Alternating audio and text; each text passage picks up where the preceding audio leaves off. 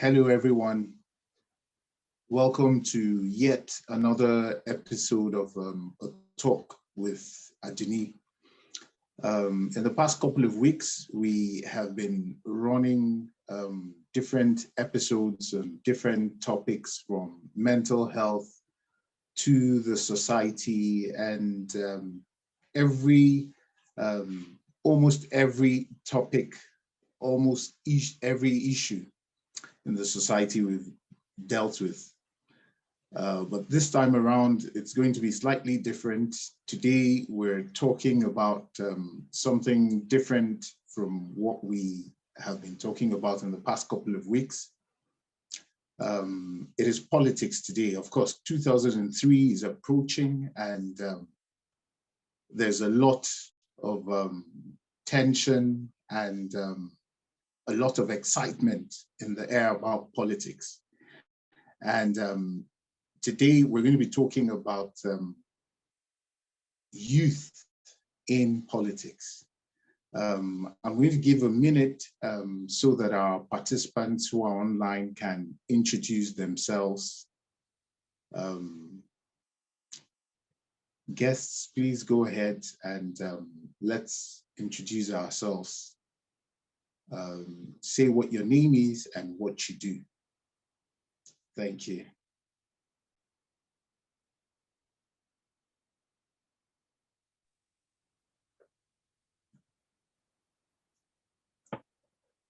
Hello.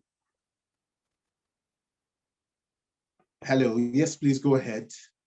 Yeah, my name is Frederick Ajebo. I live in Dallas, US. I'm just joining for the first time. I'm being invited by CHIDI, IJERE, and just get interested, and I love to listen and add knowledge to a little of what knowledge to what other people will learn and what I will learn from them. Thank you. Thank you very much, Wise. Joining us. Frederick, yes, you can say Wise, but Frederick Ajebo. Frederick, okay, yes. Thanks, Frederick. Thanks for joining us all the way from the US. We're glad to have you here. Who else is online? Hello. Hello. Hello, I'm Abodunde Joy. Hi, Abodunde. And I'm a teacher. Okay. Yes, thank you. I'm a teacher. I'm in Nigeria. Actually, I don't really, I don't like politics before, but I think this particular one, I'm really interested, and I really want to learn. You know, like there's a forum I joined, Young Ladies in Politics. So I really want to know what it's all about, and I think it's high time we take the bull by the horn. So I'm glad to be on the platform. Thank you very much, Abodunde. That's some fantastic insight there towards your disposition to politics. We're glad to have you here. Right, who else is online with us? Thank you. Thank you.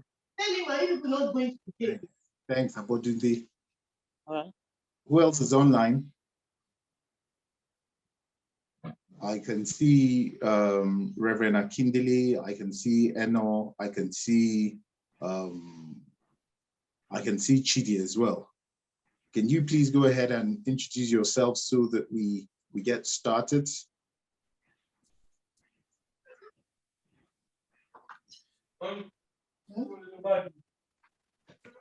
Okay, let me. I think since I'm the privileged guest for today, maybe I should be the last to introduce myself. But let me go ahead and introduce myself for this session. Yes. My name is Chidi. That's quite conspicuous. Okay. My name is Chidi IJERE Daniel. I'm a proud Nigerian youth. A very proud one at that. I do real estate. I'm a geologist by training, but I practice as a real estate practitioner. I've actually traversed the whole of Nigeria. I was born in the southwest. I am originally from the southeast, and I had my university education in the north central, University of Ilorin. So I think to some extent, I can call myself a full-blooded Nigerian. A full-blown Nigeria, and I'm happy to be here for the first time. I'm actually the guest of this show for the first time, so I am delighted to be here. Thank you so much. Fantastic. Thank you very much. I love the way you introduced yourself and the way that you gave us a background, having some strong rooting in every geopolitical zone in Nigeria. I think that I agree with you when you say that you are a true Nigerian. So a couple of people are joining us. Adunni herself will be joining us any moment now. But we're going to go right into the discussion for today. As I said earlier, today we'll be talking about youth and politics, and I'm sure that you can understand why. 2003 is around the corner. Last week, I opened up. There's a lot of noise in the background. Please, if you're not talking, can I ask that you mute your microphone? To those of us who are online on Zoom, please, if you're not talking, kindly mute your microphone. Thank you. Okay, Mr. Chidi, I'm going to start right out with you. What do you think 2003 is going to be? What's going to be different about 2003? There's a lot of excitement.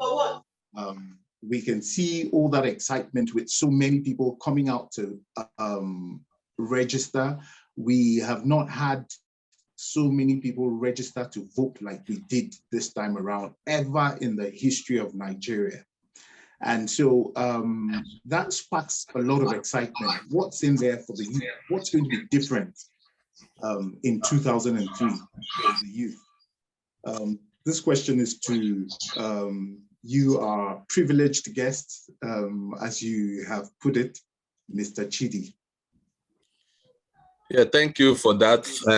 I also want to say a big welcome to everybody on tonight's show, and to say a big welcome to all Nigerians. And of course, you know, a friend of mine who is also here with us is actually listening or watching all the way from the US. So that means this program has traversed the continent of Africa. It has extended beyond the shores of Africa, and people are watching. So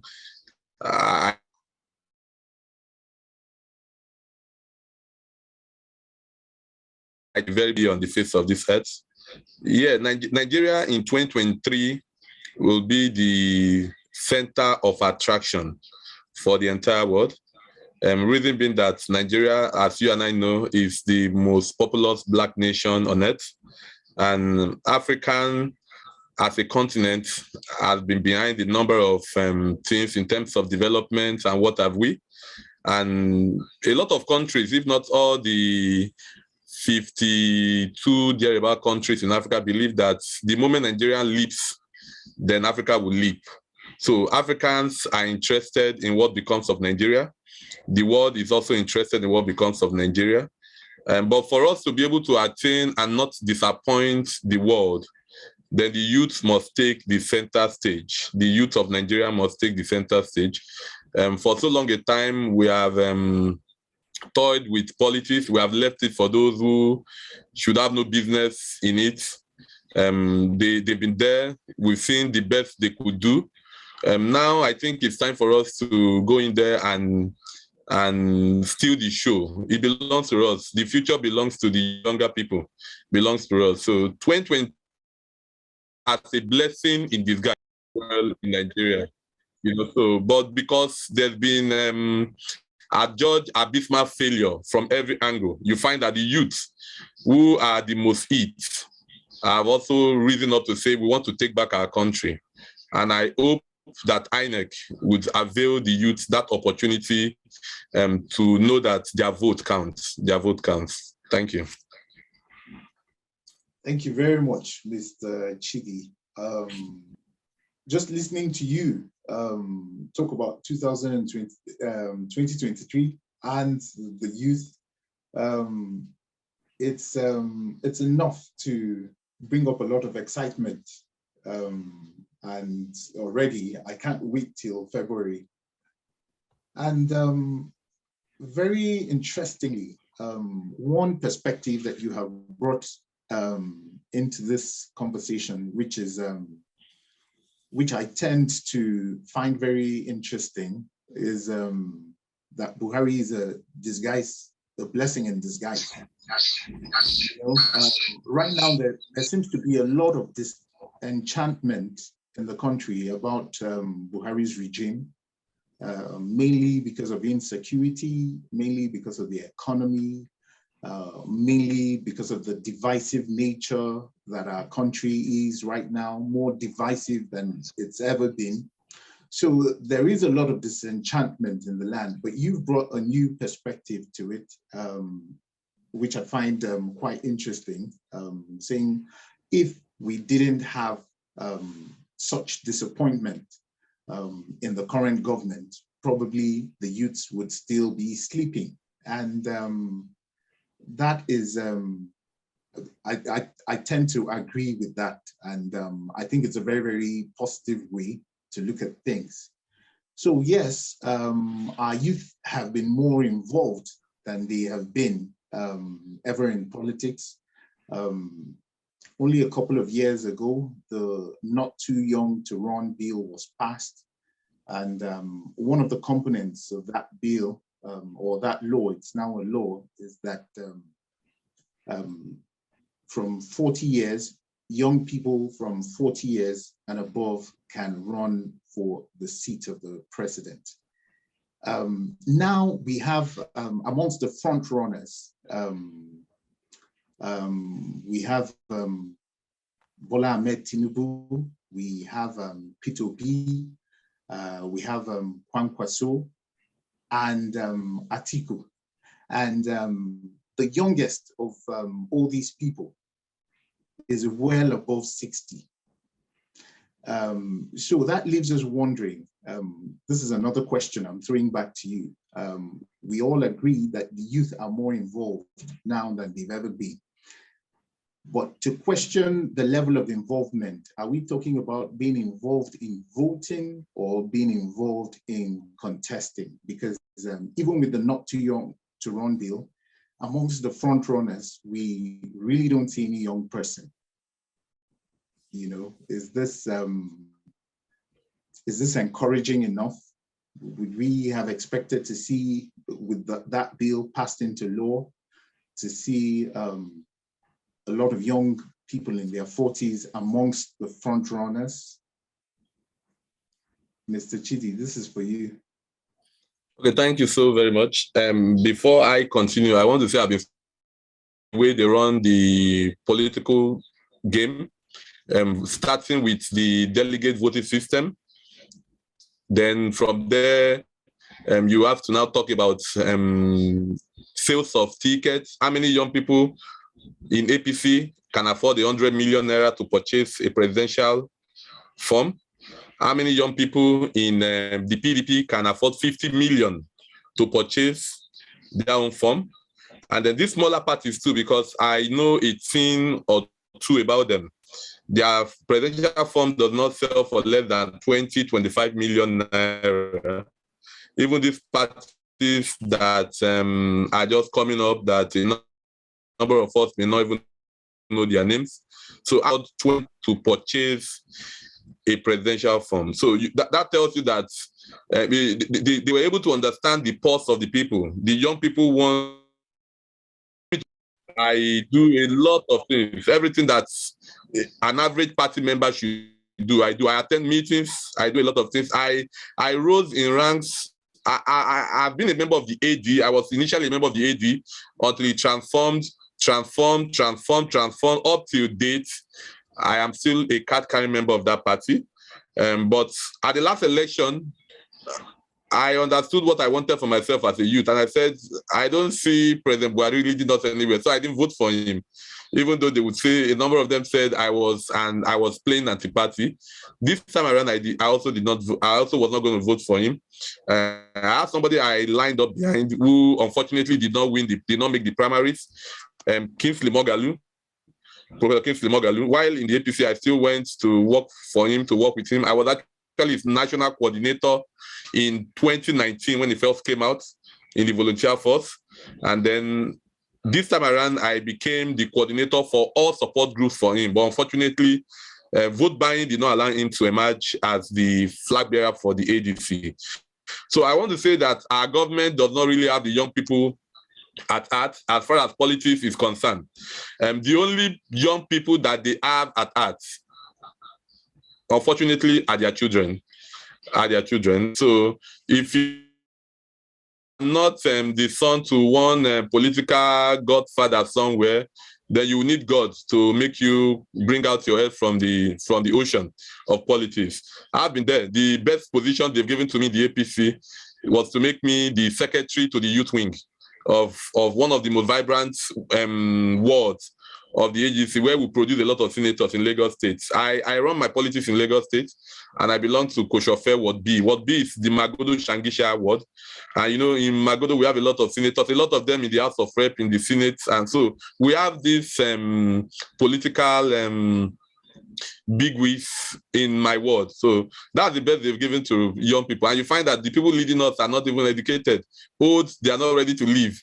And then when they share anything to them, they grapple it, they forget the young ones. When they want to give offices, even people to be SAs, SSA, to local government chairpersons, you find that you don't see any young persons there. It's people 60, 70 years and above that would take such positions. So, like I said earlier on, the young, not too young to wrong, just let's give them what they've been clamoring for, but let's make it difficult for them to achieve it. Thank you. Thank you very much, Mr. Chidi. A lot of people would agree with you on this because, like you said, it's one thing to make a law, it's another thing to create an enabling environment for that. Of course, with the 100 million naira. How are you? With the cost of the presidential forms, it is obvious that the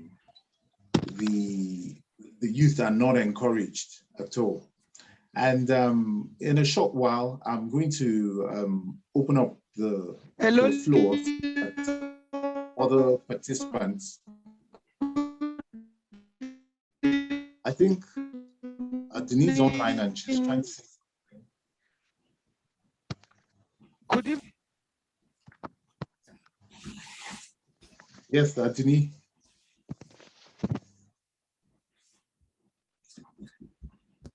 Please go ahead. Please go ahead, Denise. We can hear you. Okay, we'll come back. I think she might be experiencing some network issues. But yeah, I was saying then that Mr. Chidi, you brought up something that that's going to take me to another part of the discussion. In a short while, I'll allow our participants to ask any questions that they might have. But you touched on one of the presidential candidates that you worked with, Kingsley Moghalu. Of course, because of vote buying, you said he couldn't continue. What then becomes, what are his plans for 2023? He's out of the race. Does he have any plans to be actively involved in politics? Because that's one dream that a lot of young people were excited about. Yeah. Hello, Leo, can you hear me? Hello, Leo, can you hear me? I'm online. Yes, yes. Is online. Can you hear me? Good evening, everybody. I am so sorry that I'm in the car. Stuck in the car. It's really, really raining heavily here. and then we got to park. We can move on. But before Mr. Chidi, the guest speaker, will talk, he needs to on the video. He needs to on his video. We want to see him because I've been clicking on my video. It's been telling me you cannot start your video because the host has stopped it. So that's the message I've been getting. That I cannot start my video because the host has stopped it. Yeah. Mr. Jerry is the host. Mr. Jerry, you can hear us. Can you grant permission so that Chidi can start his video?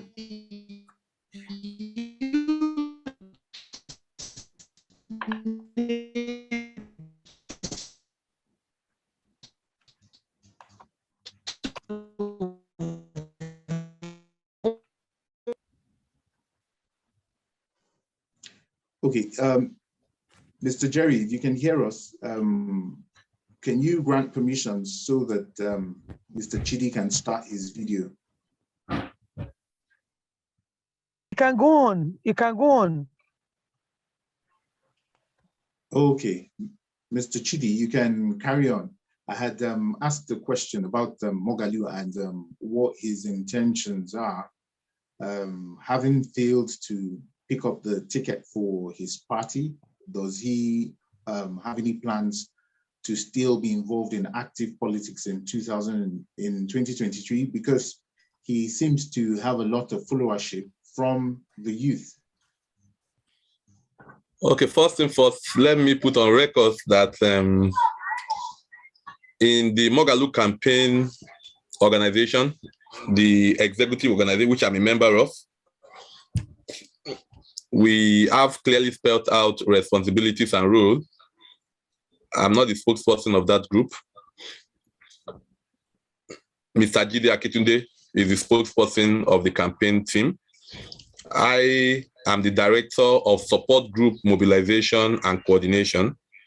So as far as I can tell us is to tell us that, number one, Mr. Moghalu is, or Professor Kingsley Moghalu is very passionate about Nigeria. That's number one.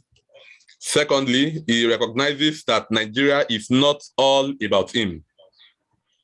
Yeah, it's our desire to be on the ballot paper, it's his desire to be on the ballot paper, but Nigeria is not all about him. He recognizes that fact. So he would not say because I am not going to be appearing on the ballot paper in 2023, I would not be carrying out my civic responsibility, which is to vote. Mr. Moghalu, I can assure us, will be voting. And a number of us who believe strongly in his ideologies, he's told us that we should look at all the candidates and look at each and every one of them, their programs.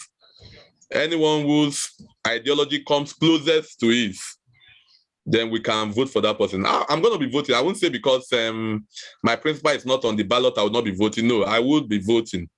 I'll be casting my vote, just like my principal would also be voting. So in the Nigerian project, he's still very, very keen, very, very interested. And I can assure that Mr. Moghalu, for a very long time to come, will continue to remain a patriotic Nigeria. He will do all that an ordinary Nigerian should do to make Nigeria better than what it was every previous day. Thank you. Right. And would it, he's given that assignment to look through programs and policies and see who's is closest to his. Yeah. I wonder if you carried out that assignment and if you've identified anybody whose policies are closest to his. It was an advice, not really an assignment. It was an advice that he gave to us. Okay. The advice was not given so we can carry it out as a group, but as individuals. But of course, you want to agree with me, yes, as individuals. So you want to agree with me that there's been a lot of tons of events in the past couple of weeks, and you find that majority of us who support Professor Kingsley Moghalu are youth. Majority of us are youth, and you find that the youth are tending towards a particular direction. The youth are tending towards a particular direction. On our political platform, they are mentioning, a lot of them are coming out to say this is what we want to do, and you find that they have a lot of noise around that particular candidate. He is also the convener of To Build a Nation, TIBAN, which is a non-partisan group. On that platform also, you find a lot of people are also saying, this is what we want to do, this is where we are going to. One thing that is very common with all of us is that we have all agreed we'll be voting in the coming election. But for now, we have not all said this is the direction we are going. But of course, we would always go with the choice of the Nigerian people. You agree with me that today, we've not seen their programs to look at them, to critique them as we should.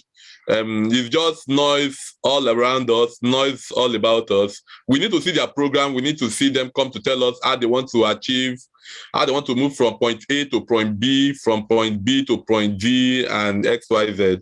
So we still await. The campaign season just started. It's still early. So we hope that before the end of October, we will see the policies of these presidential candidates. And then personally, I can also make up my mind on who to vote for. Okay, thanks very much. That's fair enough. And I do believe that you have the interest of the nation at heart. So I know that in your individual selections, the interest of the heart would, of the nation would play a big role. So we've got just a couple of minutes to go. We've got about 8 minutes to go. I'm going to throw open the opportunity to ask questions from any of our participants, anything regarding what we've been talking about. We've been talking about youth in politics, and our guest, Mr. Chidi Daniel, an active politician who's a young man who got into active politics from the age of 19 and is still very active in politics, has been our guest. Please, if you do have any questions for him, feel free to ask. I can see Abodunde's hand is up. Yes, please, Abodunde, can you go ahead with your question?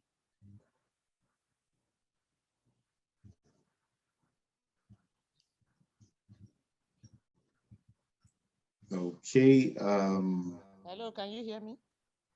Yes, yes, we can hear you. Okay. Like I said earlier, I said I am a teacher, and actually I was not really interested in politics, not until this very time. So what has been bothering me, what I've been pondering on is that which criteria, what is the measure, what makes it the presidential form, what makes it 100 million? How did they come about it?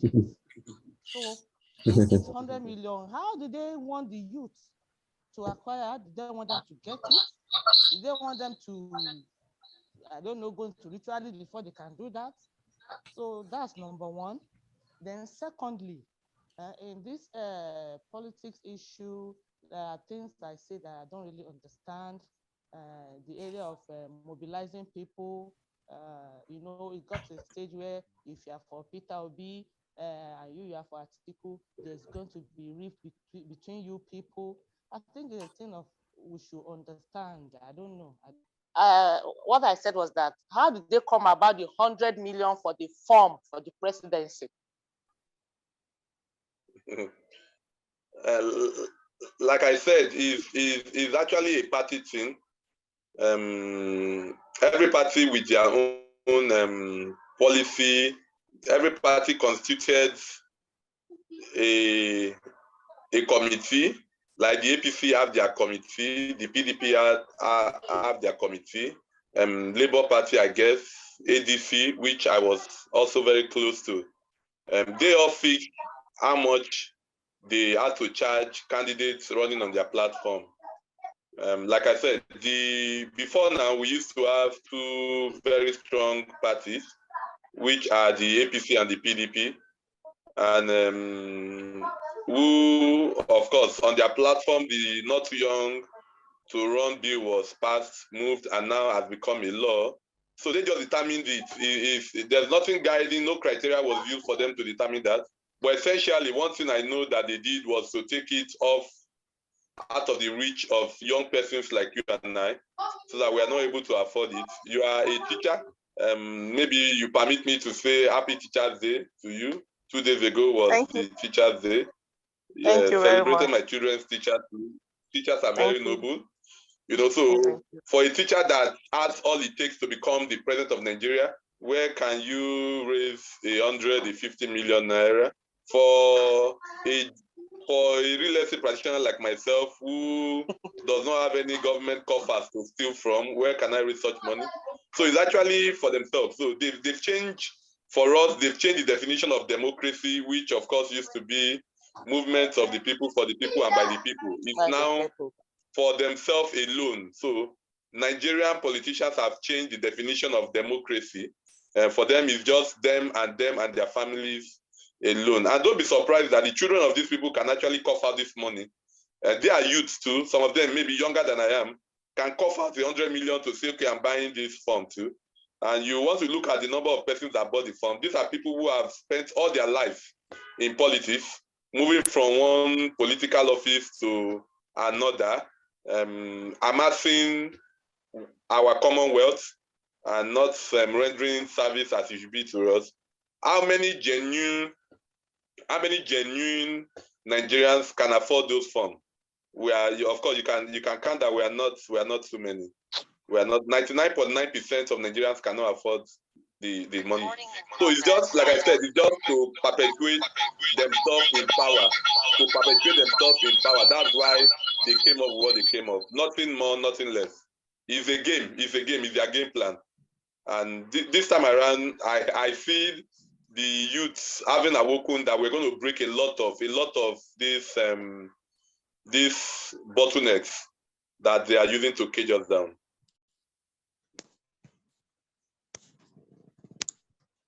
Okay, thank you very much, Mr. Chidi. Awodunde, I don't know if that answers your question.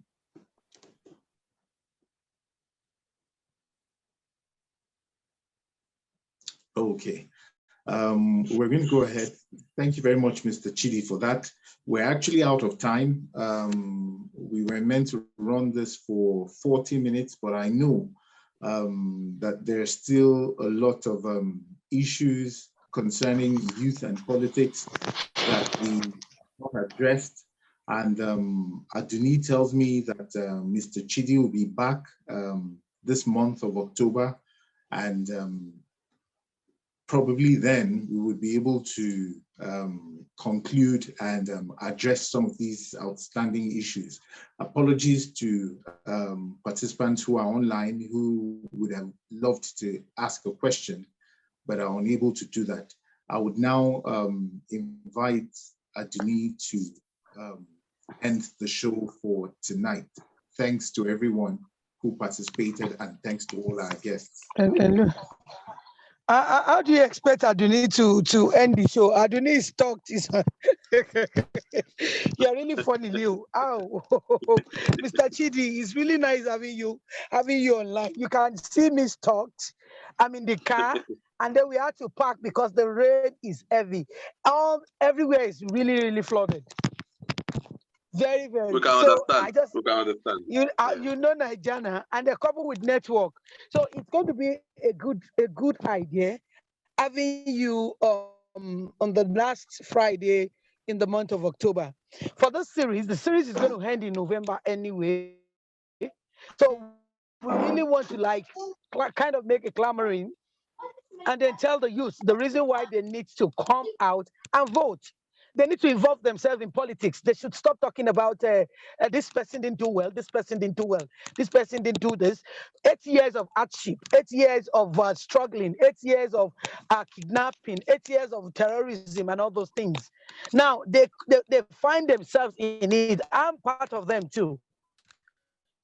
Because if I had not voted for this president, regime, I would not be where I am to still out my vote. So it is the ons. And then we keep telling the youth, the next 4 years of our life and of our children's life, we should think and vote wisely. Now, people in like mind of you, these are people we want in politics. So we want the youth to come out and then rule, just like the way Rollins did in Ghana. In fact, sometimes I say, if you're like a witch and killing all those old men, sorry to say, it's not a really youth.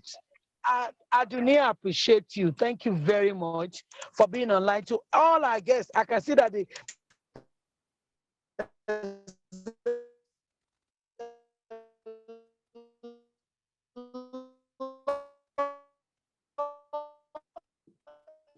a massive turnout. But I want to say thank you to the co-host, Leo Koron, and then we've done lots of couple of works together.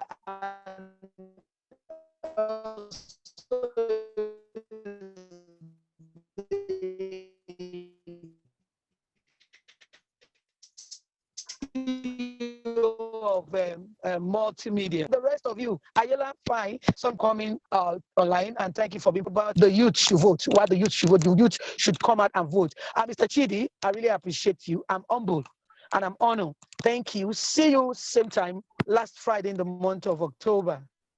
Thank you very much. Thank you for all our guests. All the questions they want to ask, they can ask. They can please write it down and then send it down.